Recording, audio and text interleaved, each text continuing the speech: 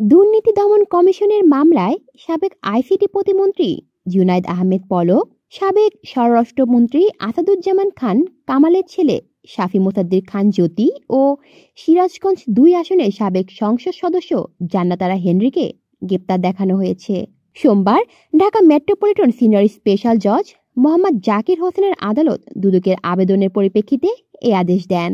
দুদকের কোর্ট পরিদর্শক আমির হোসেন গণমাধ্যমকে এসব তথ্য নিশ্চিত করেছেন।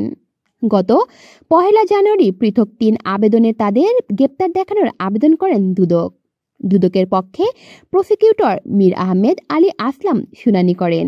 সেদিন আদালত ৬ জানুয়ারি এ বিষয়ে আদেশের দিন ধার্য করে। পলককে গ্রেপ্তার দেখাতে আবেদন করেন মামলায় তদন্ত কর্মকর্তা ও দুদকের সহকারী পরিচালক আল আমিন। আবেদনে বলা হয়, আসামি পলক যাত্রাবাড়ী থানার এক মামলায় গ্রেপ্তার হয়ে জেল হাজতে অন্তরীণ অবস্থায় রয়েছেন। জেল হাজতে অন্তরীণ এজাহার নামীয় আসামিকে দুর্নীতি প্রতিরোধ আইনের এই মামলায় গ্রেপ্তার দেখানোর আদেশ প্রদান করা একান্ত প্রয়োজন।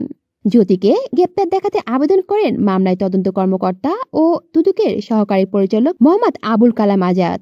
হেনরিকে গ্রেপ্তার দেখানোর জন্য আবেদন করেন মামলায় তদন্ত কর্মকর্তা ও দুদকের সহকারী পরিচালক আসিফ আল মাহমুদ। কলি শিকদার, বাংলা নিউজ নেটওয়ার্ক।